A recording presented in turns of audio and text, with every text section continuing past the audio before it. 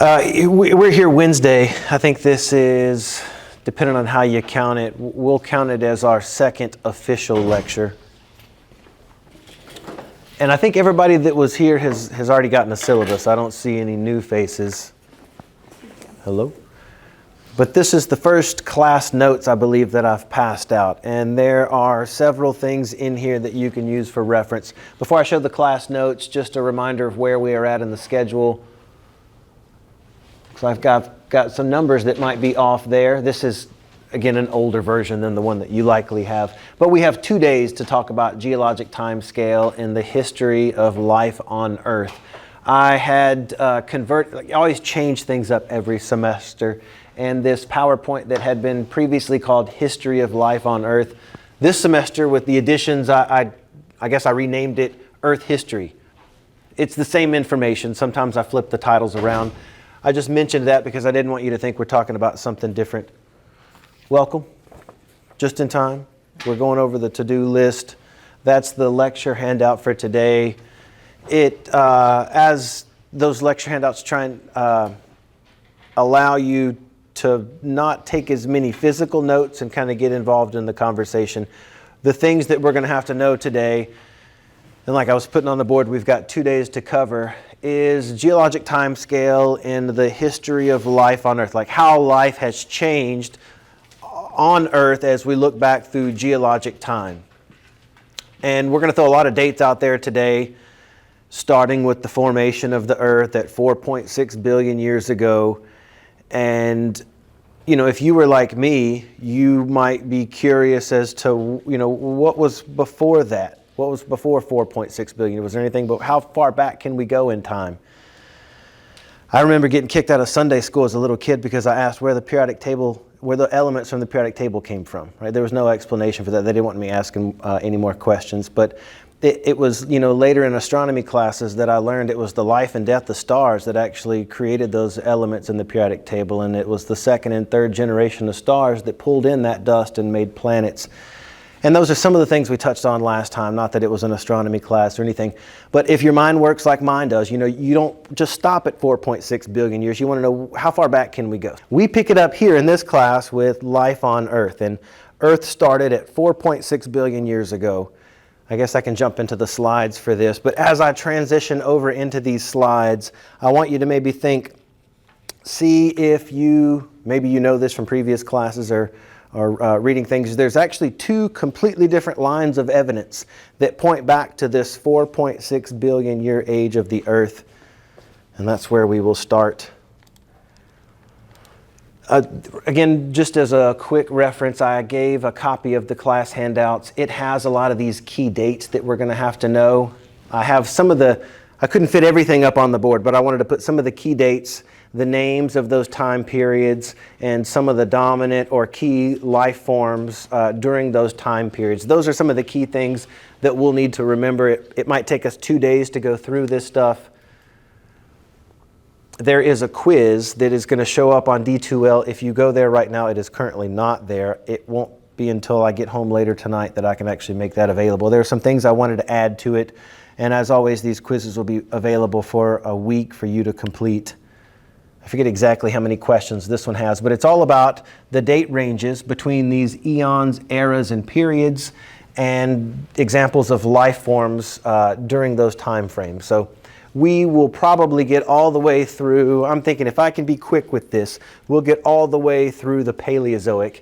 And then for, I guess that will be Monday's lecture, we'll finish some details of the Mesozoic or the Cenozoic. Since these are more recent time periods, we have more details to talk about. And since these are way further in the past, there are less things that are around from that time period, so we have less details. We'll be able to cover more ground. But you have a lot of the stuff in the class notes, like the dates and some examples of the dominant life forms of the time.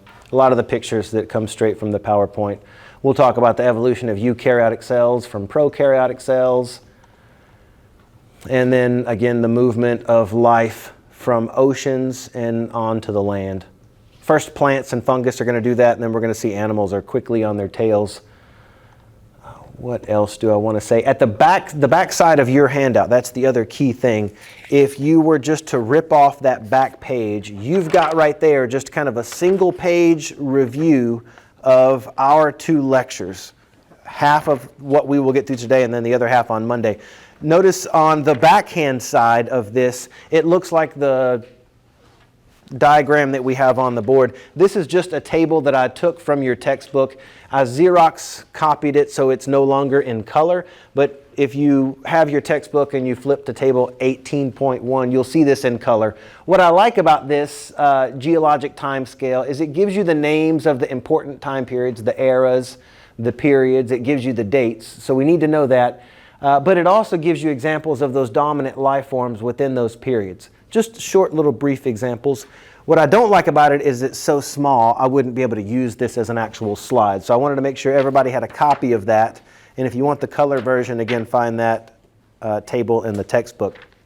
What I don't like about this, again, it gets a check mark because of the details of life forms within the time period. But it's really kind of hard to see the dates and the time periods themselves. And that's where I like the other geologic time scale on the opposite side of that. This one, it's much easier to see the important names that we need to remember. And I like it because it has some qualifying notes on the bottom of here. And this is kind of right where we will start at the origin of Earth. You can see there's kind of a slight approximation there at 4.6 billion years ago is when the Earth formed. It actually didn't cool and solidify until about 4 billion years ago. And you can see that dotted line right there, which is kind of the first little caveat, the note that there's really no rock record on Earth that dates older than 4 billion years. The oldest rock that we've been able to find that comes from Earth and that we can date dates to 3.9 billion years. So right at about 4 billion years ago. Still, we've got 4.6 billion years as the age of the Earth.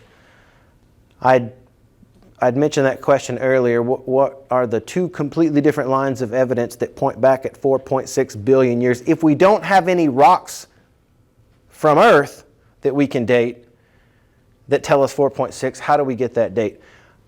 I'll sip some coffee while maybe we can get any thoughts from the field on this.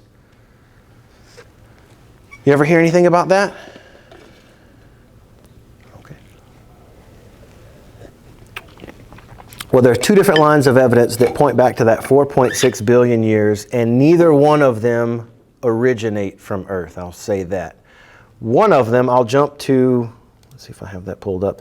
Remember this PowerPoint we looked at last time? We talked about the fact that you can analyze the light from stars. And the light from those stars tell you something about what is in those stars, what types of elements those stars are building. This is one way that they can tell how much hydrogen and helium are in a particular star. And in that way, they can, by calculating the ratio of hydrogen to helium, they can get an age on how long a star has been burning. And they can also calculate how much longer into the future that star will burn. That's how they can get the age of our star as being about halfway through its life. It's been burning for about 4.6 billion years, and it has about 4 billion years more fuel left to burn.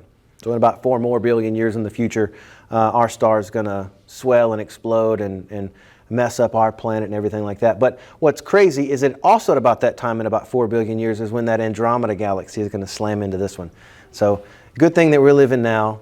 We wouldn't want to be around during that time. Anyway, that's one way they get the age of the Earth, by analyzing the light from our sun.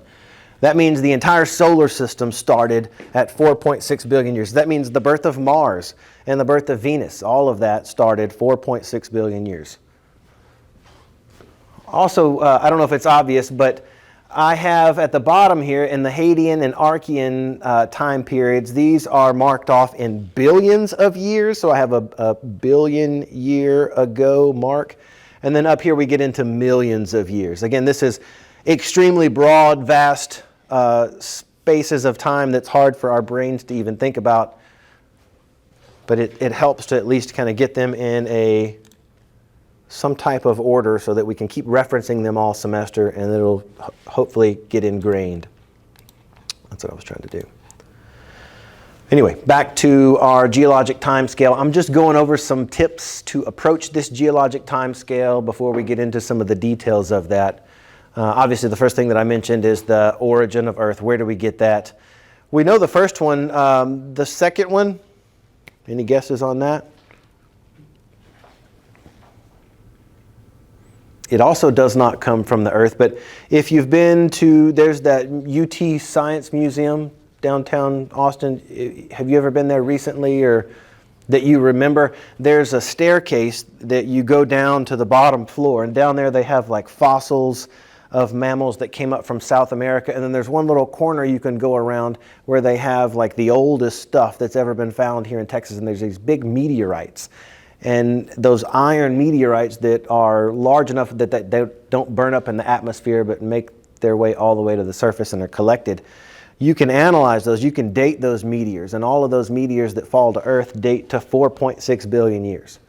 The other thing that I wanted to say that is noteworthy as we go through this geologic time scale is a couple of things. The further back in time we go, the less certain we are about these dates. So you'll notice that they're putting between the Proterozoic and the Paleozoic era a date of 542 million years. And on the board, I just kind of abbreviated as 550 million years.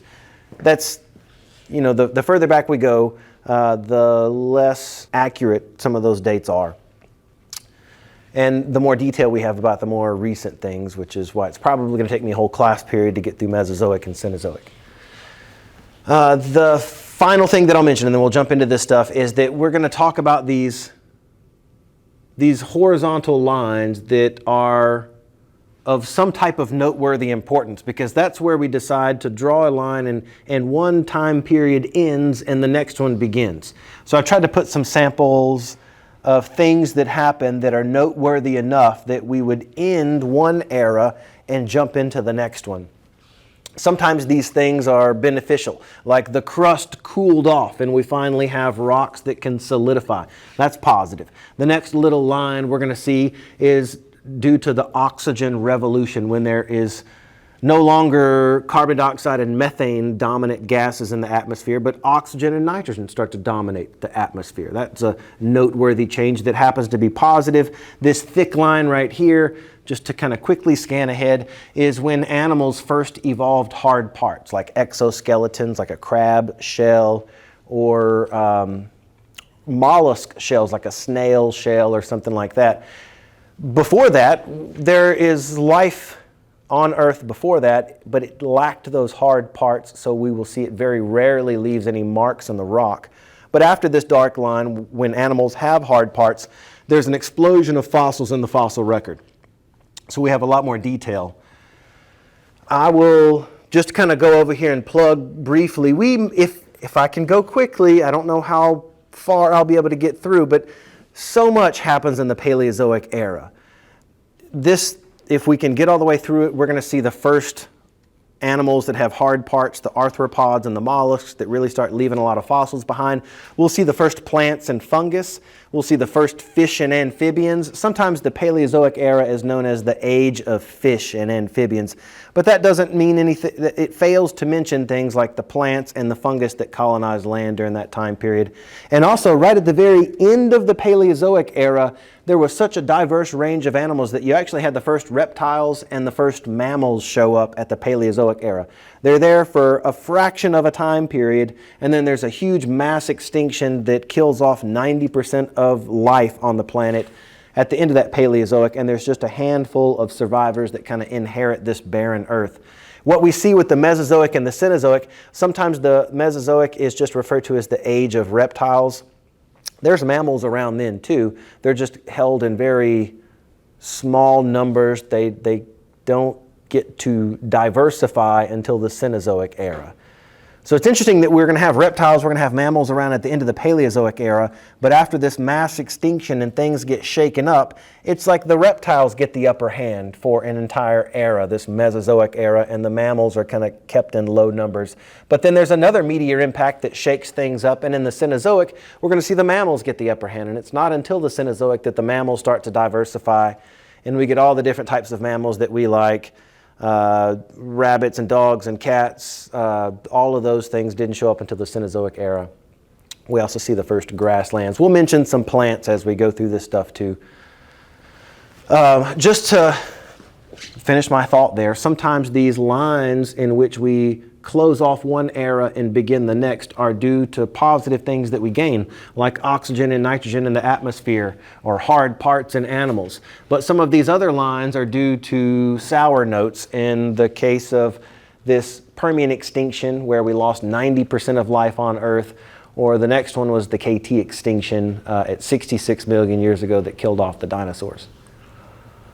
We don't have to know these epochs, just you can cross those off of your list if you want.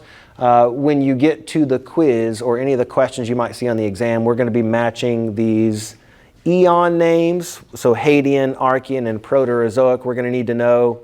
Phanerozoic is broad, so you'll notice in addition to just knowing that Phanerozoic encompasses Paleozoic, Mesozoic, and Cenozoic, we jump over to the era names, and we're going to list some things that happened within those eras. We'll see if I can get all the way through this Paleozoic.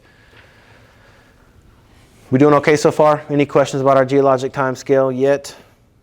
Interrupt me at any point if there is. I'm going to get that out of the way and that out of the way and pull our PowerPoint up. We've already seen this, so I can go past that. This is the one that you have from your textbook that in addition to giving you the names and the time periods, it tells you what's going on, some key notes about life forms during those time periods.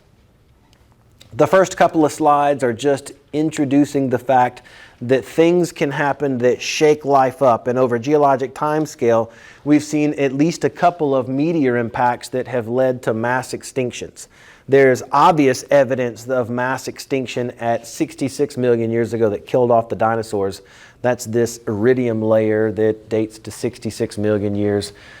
The other picture is a meteor impact that is taken from the middle of Arizona. I forget how many thousands of years ago a meteor slammed into Arizona, but it is vivid evidence that meteor impacts happen, and extremely large ones like this one can be devastating to life on Earth.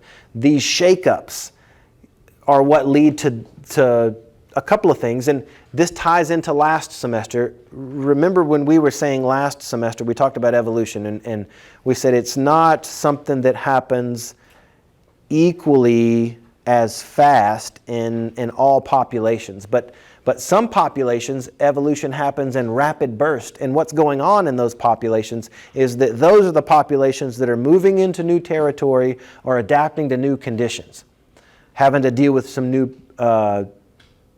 habitats that they're moving into, new food sources. You see that right after this extinction that took out the dinosaurs.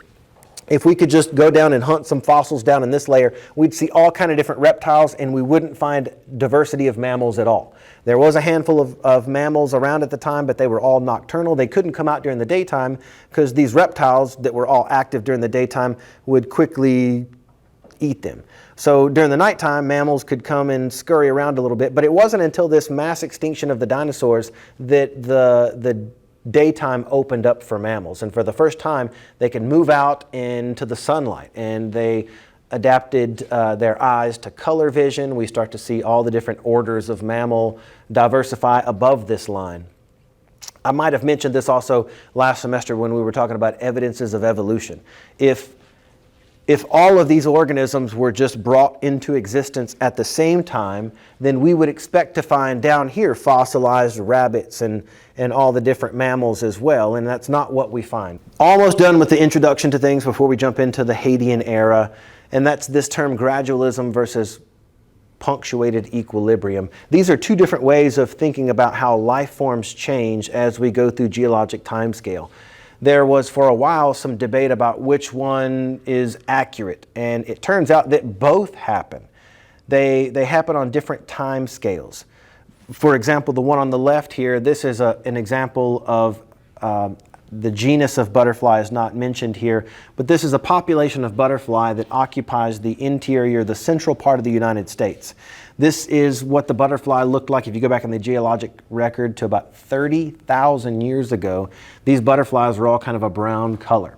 And they existed in a population that spread across the interior part of the United States 30,000 years ago. But about 10,000 years ago, if we go back 20,000 years to about 10,000 years, there was an ice sheet that came down from the North Pole and pushed all the way down to almost the panhandle of Texas. And that ice sheet basically drove this centrally located population of butterfly into an East Coast and a West Coast population. And the climatic conditions, the habitats, the food sources that were available on the East Coast were different than that was available on the West Coast. And they had to adapt to those different coast conditions for about 10,000 years until that ice sheet slowly melted and retreated away. And now, if you actually go into the central part of the United States, you see two species of butterfly that have moved back into the central part of the United States and reclaimed that territory, but now they're two different species that no longer resemble one another and no longer reproduce with one another. This was what we referred to last time as reproductive isolation. They got adapted to different habitats, and now that they've run into one another again, are reproductively isolated. This is a good example of gradualism, this slow, gradual change between two different populations adapting to different conditions over time.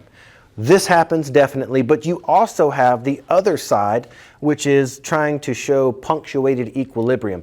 Punctuated equilibrium, instead of this slow, consistent, gradual change between populations, in punctuated equilibrium you have long periods of stasis where there's relatively no change at all, and then something happens to shake things up. And right after that shake-up, you have these rapid bursts of evolution. And then after that, if there is no change, you've got long periods of stasis. It's only after these shake-ups that you have these rapid bursts of evolution. And this is true, like I said, when we look at the fossil record, following some of these mass extinctions like the ones that killed off the dinosaurs, that led to the diversity of all of the mammals. When species gain access to new territory, they have to adapt to these new conditions, and that leads to these rapid bursts of evolution. We also saw this last semester when we were talking about those Galapagos finch that left the mainland of South America, and a few of them colonized those Galapagos Islands. This is actually not a picture of the Galapagos Islands, these are the Hawaiian Islands, but what we know about island chains is that they have unique habitats, unique types of plants, unique types of food sources that are available. So when some of those birds left the mainland and colonized these islands, they had to adapt to new conditions. And so you see these bursts of speciation when animals colonize new territories and have to adapt to those changes. You know, all those Galapagos finch were changing and speciating as they island hopped. But if we were to somehow zoom back in on what was going on to the finch on the mainland population, they didn't change at all. They're not moving into new territory, they're staying put. So you have evolution happening at different rates in different populations, much faster in populations that are moving into new territory or adapting to new conditions. Okay, we've said that plenty of times. Now we are ready to jump into the geologic time scale, and we'll start at the bottom. We've already got the 2 points of evidence that point us back to this 4.6 billion year age of the Earth. That's when the solar system started. That's when our sun turned on for the first time. And that's also the date that we get from any of the meteors that have fallen to Earth. So those haven't been pulled into the interior of the Earth and melted down and recycled. So those are still there from the formation of the solar system. When we think about the conditions in the Hadean era, there's really not much to talk about. There is no life that is around at this time. The conditions are considered rather hellish in the sense that it's really hot. There is no atmosphere. There is intense volcano, intense meteor bombardment, intense electrical activity. And as this cooled off, you started to see for the first time some of the building blocks of life show up. And this is experiment that has been redone multiple times to show that the chemistry of life might not be that difficult to get started. And it's interesting. This is just a series of closed glass tubes in which they have a little bit of water that they're heating. So you've got water vapor moving through the tube. There's an electrical spark that simulates that electricity in the early atmosphere of the Hadean time period. And then they feed into this, this closed atmosphere some of the simple gases that were created and some dust, things that were created from the death of stars that you see in interstellar space. They closed it into this tube, they let it run for a couple of weeks, and what came out of that water turned kind of a murky brown color, and they analyzed it and found these molecules, which are amino acids. These are the building blocks of life, but to be clear, they were equal number of left-handed and right-handed versions of these amino acids. Like I said, this would be like if we went to Home Depot and we grabbed a box of screws, and half of those screws are left-handed threaded screws and the other half of those screws are right-handed threaded screws. That would be weird to us because life as we know it only uses the left-handed version of these molecules. So maybe the screw is a terrible analogy, but if we go to Home Depot now and grab a box of screws, they're all going to be threaded the same way just because that is the screw that happened to win out in the history of whoever made the first screws. There were at first left-handed and right-handed threaded screws, and one of those happened to win out. So nowadays we just use one type. It is thought that the origin of life, something like that had to happen as well, where maybe there were initial forms of life that were using right-handed versions and left-handed versions, and just the form of life that we now have on the planet, the one that won out, ended up using just the left-handed versions of these. I like to think that maybe on another solar system out there, there's other life that might be all made out of the right-handed versions of these molecules. There's nothing against the laws of physics that would prevent that. So it's interesting to think of. And again, the fact that all life that we find on Earth, even the weird things down at the hydrothermal vents that don't get any sunlight, those are still building their proteins out of the left-handed versions of these amino acids. Again, indicating that all life on Earth shares some type of common thread. Okay, so those molecules were forming during the Hadean, but again, life as we know it doesn't show up until the Archean. This Archean period, so if you notice we've kind of changed to a different era. We're now in this Archean era in which we kind of started at 4 billion years ago when the Earth finally cooled enough that we had a surface, a crust. And it ends at about 2.5 billion years. I'll just kind of give away the ending of 2.5 billion years. This is going to be due to what we call the oxygen revolution. I think I put it up there on the board. The oxygen revolution was actually done by these fossils. These are chains of cyanobacteria. It's the first life that we have, the oldest life that we found that actually has fossilized, that's left marks in the rock. It kind of looks like a worm or something, but these are just chains of prokaryotic cells that are each carrying out photosynthesis. So some notable things about the Archean that I put down is that we have the first prokaryotic cells that show up. And some of those prokaryotic cells have figured out photosynthesis. Not all of them can make their own food, but these cyanobacteria can. And what is noteworthy about that is that as they did their photosynthesis and used up carbon dioxide and pumped out oxygen, over the course of the billion years, of 3.5 billion years to 2.5 billion years, enough oxygen accumulated in the atmosphere that it is going to lay the groundwork for the first eukaryotic cells to show up. And that's going to cause us to jump into a completely next, another era, the Proterozoic. But looking at the Archean, really the only fossils that we have from this time period are these cyanobacteria. This is the ancient cyanobacteria, and these are cyanobacteria that came out of pond water. I didn't take this picture, but I think I remember last semester bringing in pond water, and we were looking for crazy things in that pond water. And some of the stuff we found under really high magnification were these chains of green cells, and the small green cells, those are the cyanobacteria. that are producing oxygen. And occasionally we would see one of these larger cells that we will later know this as a heterocyst when we get into Unit 2 and we start to know prokaryotic cells a little bit more closely. We'll know these as photosynthetic cells and these as nitrogen-fixing cells. But it's due to the cyanobacteria that we changed the composition of gases in the atmosphere. It was mostly things like carbon dioxide and methane in the Hadean, and by the Archean it's mostly oxygen and nitrogen. It changes the playing field, the selective pressure in terms of what cells can survive. It will, by the end of the Archean, favor cells that can survive in an oxygen-rich atmosphere. What we are looking at here are mounds called stromatolites. And what a stromatolite is, it's basically mats of many layers of cyanobacteria.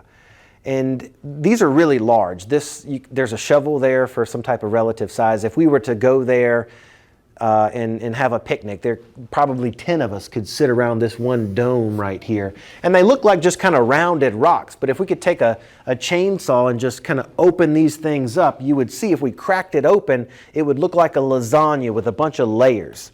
Here's kind of what those layers look like. And the darker layers are mats of bacteria, that cyanobacteria.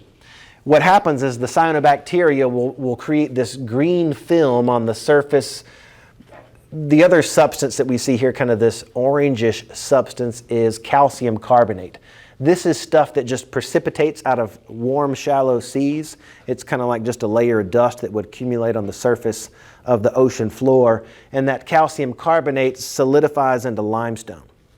So what happens is you have this dome of limestone that a layer of green algae grows on top of. And then the next year, there's a layer of calcium carbonate that covers up the cyanobacteria, and another layer of cyanobacteria grows on top of the calcium carbonate.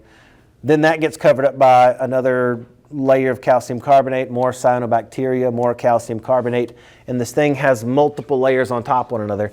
And you can go all the way back, and the deeper the layers you go, the more ancient this cyanobacteria is. I was showing this previous slide just to show how little cyanobacteria has changed between 3.5 billion years ago and even now. Like I said, some organisms that don't change their habitat or don't change what they do, they're not going to change very much. It's only the organisms that are moving into new conditions that have to change. That even goes for prokaryotic cells. Okay, so those are the stromatolites, which are, you can think of just like a lasagna of cyanobacteria. Here is another one that has kind of been cooked and metamorphosized due to some geologic activity. But the keynote there about these mats of cyanobacteria is that they really boosted the levels of oxygen. They're responsible for what I have written on the board there as the oxygen revolution. So this is going to draw to the end the Archean period and open up for the first time a new era that we will call the Proterozoic. It starts at 2.5 billion years because, again, what is notable about that 2.5 billion year time frame is that is when there is sufficient levels of oxygen in the atmosphere that the first eukaryotic cells can show up. So hopefully you can read my notes here. That's the first note in the Proterozoic era. The first eukaryotes show up. And here's just a snapshot of the formation of the first eukaryotic cell that has internal compartments. We mentioned last semester that the advantage of having internal compartments is you can start to specialize different chemical reactions all right next to one another. The difficulty with having all of these internal compartments is that it's going to make it more difficult for oxygen to diffuse into these outer compartments. As cells get larger, their oxygen demands go up. And we are collections of trillions of cells, and we have to have this complex cardiovascular and respiratory system set up to get oxygen to all of our cells and carbon dioxide away. But if you're just a single-celled organism, there is no cardiovascular system or respiratory system. Oxygen just has to be able to diffuse in and diffuse out. So for cells to get larger and to have internal compartments, that first required the levels of oxygen to be sufficiently raised. And again, that happened at 2.5 billion years ago. So we see the formation of the first nucleus, and then quickly after that, we will see that these primitive eukaryotic cells start to engulf other prokaryotic cells and put them to work.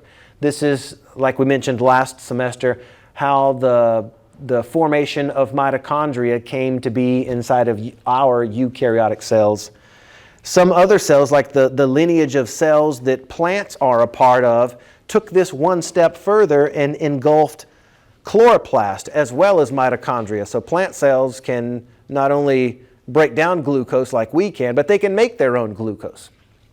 And it didn't even stop here. We will see when we get into protists. So far, what I put on our notable things for the Proterozoic era is that we have the first prokaryotes. And then I just wrote here adaptive radiation of the let me try that again. I wrote adaptive radiation of the eukaryotes. The word that slipped out of my mouth there that I was about to say was protists.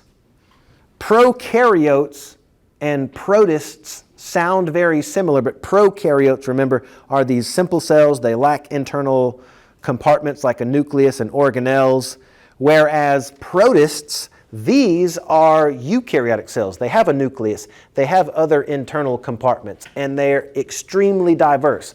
We could spend a whole semester on protists. In fact, in Unit 2, we look specifically at a bunch of different types of protists.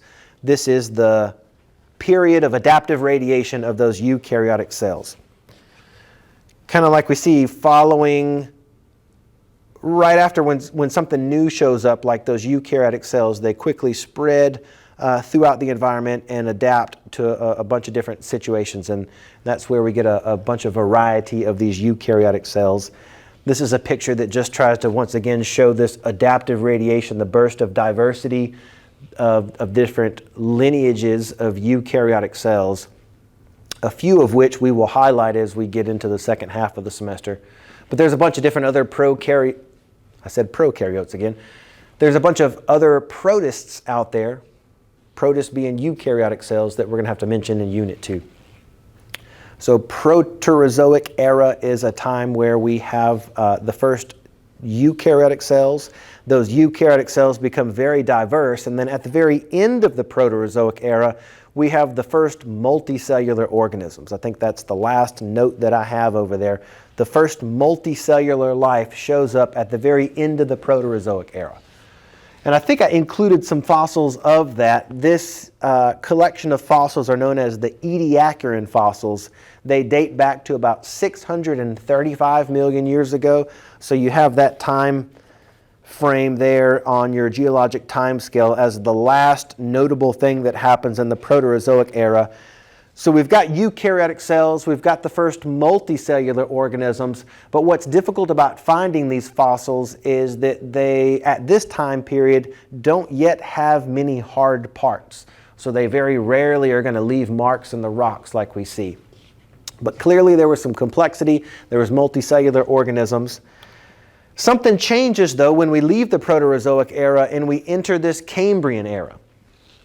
This is a time period when, if we go back to look at geologically what was happening on Earth, there wasn't a lot of continents. Most of the land masses were clumped together, and there was just a massive ocean. And in that massive ocean, the dominant predator were these large arthropods that had tough exoskeletons. That you can see the biggest one, this was somewhere around 20 meters long. This is known as an Amylocaris.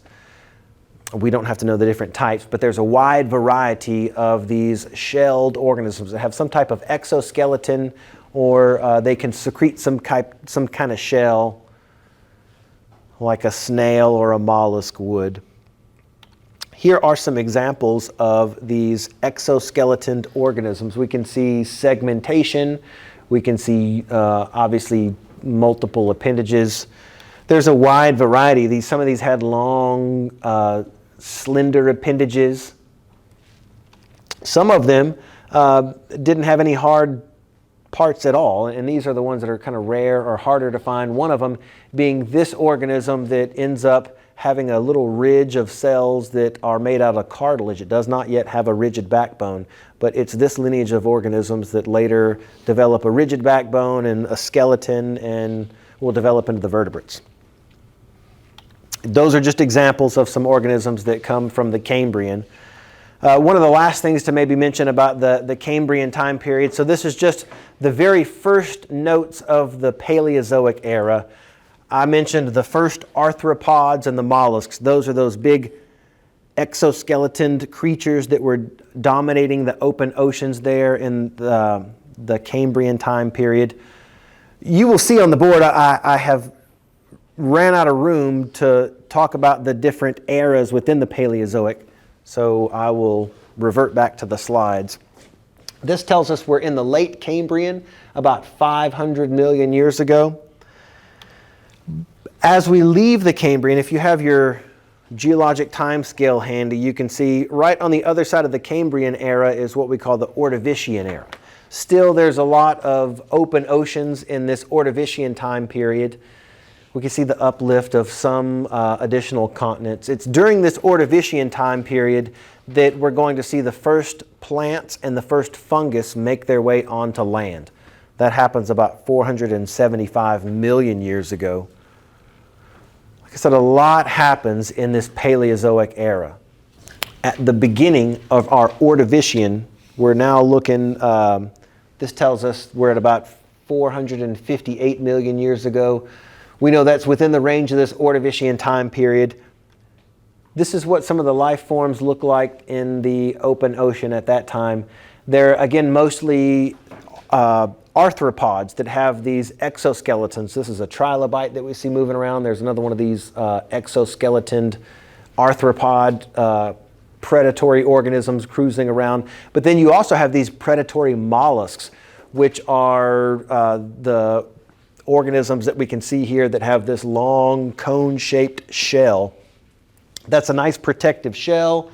They've got their mouth and tentacles facing one direction over here. We can still see some jellyfish and some other plants in the open ocean. So most of the life is still in the ocean during the Ordovician time period. But like we said, notably here, the first plants and fungus are going to put a toe out onto the land. We will quickly see that arthropods are going to follow the plants and fungus onto the land, but they don't go that far into the interior of the land. We're going to see plants and fungus still require a lot of water, so they don't initially break their link with water. They just move out onto the land because initially there's no predators out there on the land. All the predators, all the hungry mouths are in the ocean. So by plants and fungus moving onto land, it was a predator avoidance thing. So was arthropods. The first arthropods that crawled out of the oceans just laid their eggs on the soil and got back into the ocean. Have you ever seen those video clips of horseshoe crabs? Those are some of the most ancient examples of arthropods that we have. And on certain times of the year, on a full moon, those horseshoe crabs will make their way up onto the shore. They will dig these little holes. They will drop their eggs and then book it back into the water. Their thought there is that they come from a time when there are fewer hungry mouths up there onto the land, so it's safer for their eggs to be there. And when those eggs hatch, they're right back in the water. Well, that didn't last for very long before other animals figured out there's plants, there's fungus up there, so I've got a habitat, and there's food available. These eggs are now just laying up there. So animals quickly follow the plants and the fungus onto land. All happens in the Ordovician time period. We see it continue in the next period that we will call the Silurian. I'm keeping a note of time here. Looks like I might be able to get all the way through the Paleozoic and then I'll stop there. Something notable about the Silurian period, again, these are details we have on our notes that I have not written on the board because I don't have enough room. The Silurian time period is when things change in the ocean in terms of the fact that we have our first jawed fishes show up. If I go back to this thing, this is very primitive. This is before vertebrates had any type of backbone. But it reminds me of a very primitive fish called a hagfish. Has anybody seen that video of that whale carcass at the bottom of the ocean? It was like at some Blue Planet episode or something like that. There's a whale carcass that a whale dies, it sinks to the bottom of the ocean, and you've got all these life forms that just pick at its carcass for food. And one of those things they film when they go down there is it looks like these worms, these long moving worms that are real quickly whipping around, and they are jawless fish. They're hagfish. They're very primitive fish. So to get to where we are going in our slides, there were fish around that did not have jaws before jawed fish show up. And I'm trying to describe these jawless fish, these hagfish. You see them in that video. They have these sucker-like mouths. Again, they can't clasp onto anything, but they can attach to something with this little sucker-like mouth. And as they attach to the side of that whale blubber, they quickly, because their body does not have a rigid backbone, they can tie their body into a knot. And then they slip that knot back over their head, and they use that as an appendage almost to pry away some flesh from the whale carcass. It looks wild when you see those things just tearing it up. But those are jawless hagfish, and that's how they had to get food back before fish evolved jaws. Now, this was a huge advantage when fish first evolved these clasping parts. This happens in the Silurian, and so when we look at a picture of what the Silurian Ocean looked like, we see these dominant predators here. They're called placoderms. We don't really have to know that. But what's unique about these placoderms, or these organisms in the Silurian Sea, is they for the first time evolved these big clasping jaws, and they became the dominant predator. So before, when we go back to these pictures, like the trilobites or these long mollusk predators, those placoderms could just chomp right through these. They quickly became the ruler of the oceans. It also did another thing, which it pushed any of the organisms that did not have a big clasping jaw into the shallow waters. You didn't want to get eaten by one of these things, so you wanted to avoid the deep waters where those things hung out.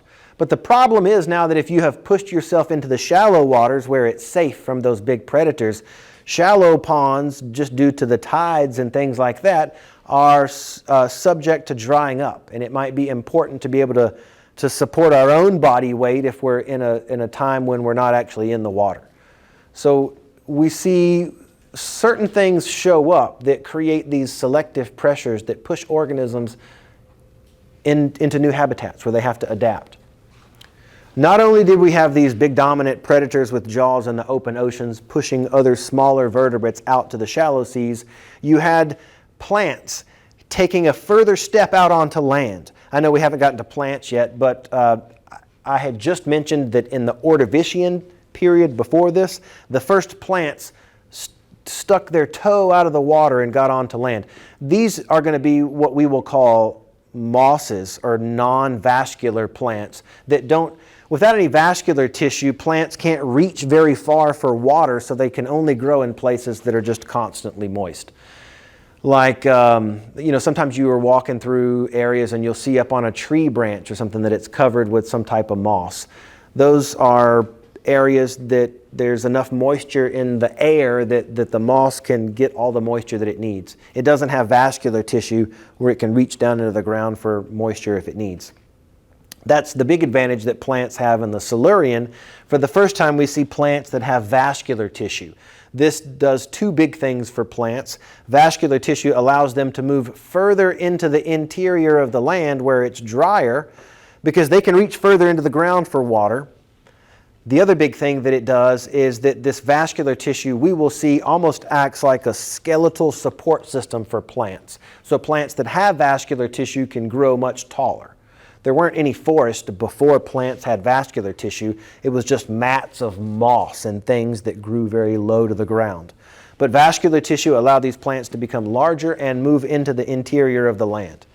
Remember that animals follow where the plants go, so as plants push out further into the land, that's going to create more habitats for animals to come follow behind and have to adapt to these new situations. If you're keeping track, we have left the Silurian, and we are now talking about notable things that happened during the Devonian time period. The Devonian time period is anywhere from about 400 million years to about 350 million years.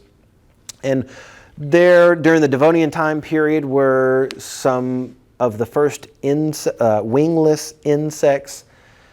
So these were, again, arthropods that have moved out of water and onto land. There's plants that are out there.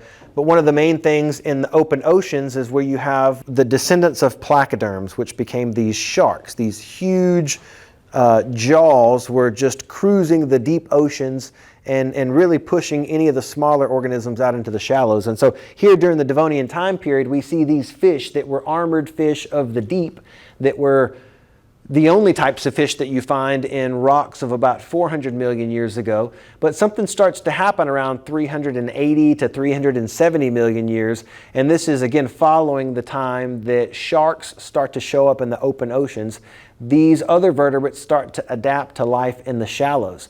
And we can see these fleshy pads that were once flippers that helped to direct this thing through the water are now moving more underneath the organism and are capable of supporting some body weight. You also see the skull itself becoming more, instead of flat like a fish, squished from the sides, the skull becomes more squished from the top and the bottom, what we would call dorso-ventrally flattened. Bless you. And then you can see the eyes kind of move to the top of the head, because these things are used to living in shallow water where they want to be underneath the surface of the water and be able to look up to see what's going on.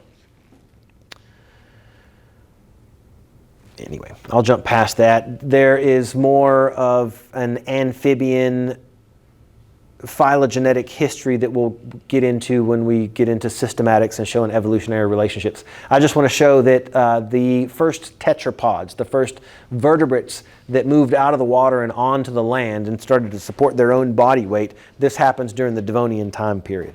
So that's noteworthy. Remember, as we move past this Devonian time period, the next one is called the Carboniferous Period. Here in the United States, we sometimes split the Carboniferous period into the Mississippian and the Pennsylvanian. I won't do that. I'll just refer to it as the Carboniferous period. And the pictures that I have to show us what are some of the notable things that happen in the Carboniferous period. Maybe one of the most notable things, it's all about plants for the most part. Plants really start to diversify and move deep into the interior parts of the continents. What allows them to do that, the big advantage with plants in this Carboniferous period, is that they figure out how to break their link with water. Prior to this, we're going to see that plants had vascular tissue so they could move deeper into the continent and further away from the water, but they still needed water for reproduction to occur. We're going to see different reproductive strategies in plants, and for the most part, the earlier types of plants required some droplet of water to be present for sperm to swim to the egg. That's the only way sperm and egg could meet, was in some type of water column or a drop of water. But gymnosperms are going to be the first plants that don't use water to take sperm to the egg. Instead, they use wind to do so. So by breaking their link with water, they're able to move into the driest interior parts of the continent. And that's huge, because now that means animals can move into the dry interior parts of the continents. And we really start to see animal diversity as plants move into the new places. Carboniferous period really is all about plants. So we can see the early Carboniferous period plants, now that they have vascular tissue, some of the first forests show up. And there weren't any other organisms around at the time that could have chainsaws that would cut these things down and put buildings up around here. So around the water's edge, it was just filled with a bunch of vegetative growth and dead plants. In fact, east of here, was that Alcoa coal plant where they dug down and dug up coal. The coal that they were digging up was dead plant material from this Carboniferous period, just because it was a time when there were so many plants. And the other thing that the plants were doing at this time period, taking in carbon dioxide and pumping out a lot of oxygen. During this Carboniferous time period, there were higher levels of oxygen in the atmosphere than there are right now. I brought this thing in here just a second ago. We'll see it later on when we get into insects and do dissections. This probably isn't the the best or most detailed model, but what this is trying to show you is it's a model of a grasshopper, at least half of a grasshopper. And if you look closely along the abdomen of this grasshopper, each of those segments, it has a tiny little hole. We'll call that a spiracle. And it's going to let oxygen diffuse into the body cavity of these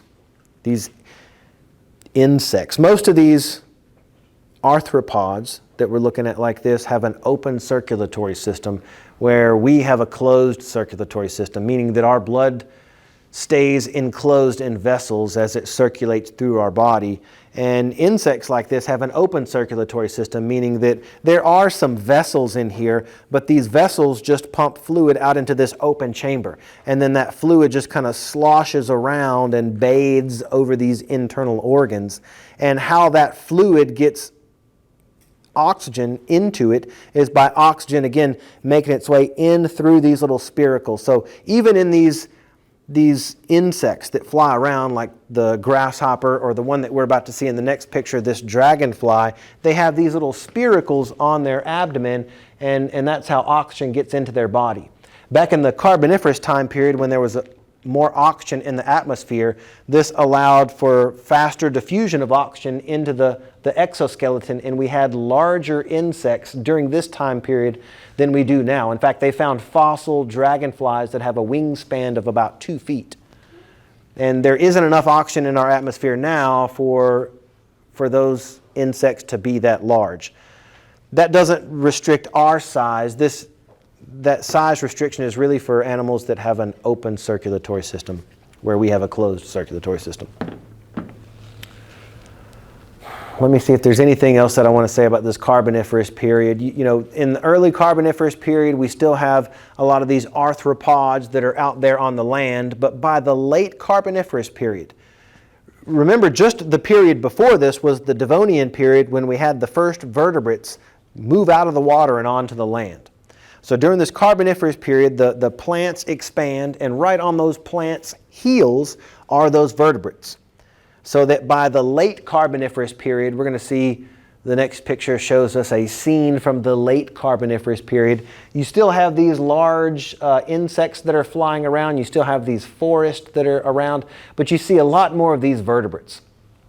And this late Carboniferous period, you know, those large forests start to wane a little bit. They're not as thick as they were in the early Carboniferous period. The climate starts to change a little bit, and this leads us into the last period that I guess we will introduce today, and that is the Permian period. This is anywhere from 300 million years ago to about 250 million years ago. And what we can see here is, again, it's a sketch, but this is attempting to show a wide variety of organisms. Part of me wanted to put a little asterisk next to this Paleozoic era because so much happens here. You have, even at the very end of this Paleozoic era, you have the first mammals that start to show up that can kind of control their own body temperature. There's still lots of amphibians and fish in the waters, but you have the first mammals, you have the first reptiles. It's an extremely diverse scene, and then something happens that devastates life on Earth and kills off 90% of these organisms. It is worth mentioning here a little bit. I'm just going to jump back to the geologic time scale so I have something to point at up here. This one, the easy one to see. I was just pointing to pictures that were representative of this time period, this Permian period, and it's at the end of the Paleozoic era when we really already have the first mammals, the first reptiles. There's plenty of amphibians and fish. It's extremely diverse. But like I said, this bold line here was our first bold line due to horrific reasons. It is looking like the leading lines of evidence point to another meteor impact that led to this mass extinction 250 million years ago. We saw previously in one of those slides that there has already been the smoking gun evidence of this meteor impact 66 million years ago. you can see in your class notes, one of those pictures, it shows the meteor impact hitting that Yucatan Peninsula, that Chicxulub crater that was carved out. And some of the rocks from that were shot as far up as New York State is where they were found. So that gives you an idea. And that's how they were able to tell what angle that meteor came in and struck the Earth. So it's crazy to think of how much destruction they caused. That indicates that, like I said, rocks being found in New York State from the Yucatan Peninsula in Mexico following that meteor impact tells us that this one 66 million years ago was kind of a blow at an angle, like a glancing blow. It turns out that within the last decade, there has been more evidence that suggests a meteor impact was responsible for this mass extinction 250 million years ago. And for this, we're kind of going past something that's going to be on our quiz, but worth mentioning because it's interesting, I think. There was, I forget what show it was on Discovery Channel maybe 5 or 6 years ago, but it was right when they came out with those really fast cameras that could catch things in really fast frames. And I forget what the show was, but it was all about, they would take like a water balloon and shoot it with an arrow or something, and you would see it in really slow motion, and you would see things that the naked eye couldn't catch. It was all about doing things like that. There were a lot of ballistics, like they would shoot bullets at things and see what happens at really fast frame rates. And one of the things that they did there in that show was they had a glass sphere. Did anybody ever see this? I mean, if it was just me. But one of those episodes, if I thought about this beforehand, I probably would have found the YouTube video. But there was a glass sphere that was perfectly spherical, unlike what I've just drawn for us on here. And they showed at really fast speeds, they fired a BB into this sphere. And they were trying to see, at slow motion, this sphere crack and explode to see what would happen. And what they found is that, there was this spot, this point of impact where the BB actually made contact with the sphere. And at really slow frame rates, they found that, I think that's incorrect in terms of camera physics, that would be very fast frame rates that you would see at slow time periods. But slowing this thing down, what happened is the BB made impact right here where I'm drawing on this little point on the sphere. But instead of the sphere exploding right there at the point of impact, you saw these little pressure waves that went in either direction around the side of this sphere, like almost like the what happens after an earthquake. You've got the crust that kind of ripples. And these rippling waves traveled all the way around the sphere, and then at the opposite side of the sphere from where the impact was, the term for that is the antipodal focus. So you've got the impact point, and the exact opposite point on the globe from that impact point is the antipodal focus.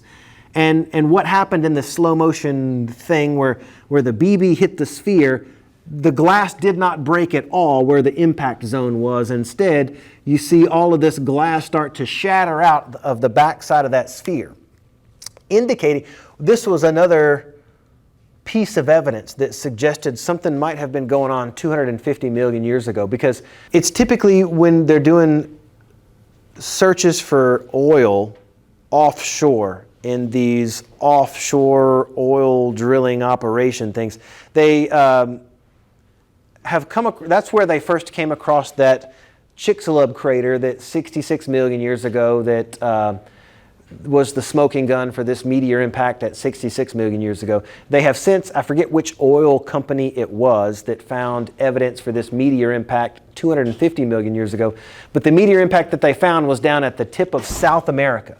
And I don't have a picture of a globe here, so we'll just have to use our imagination.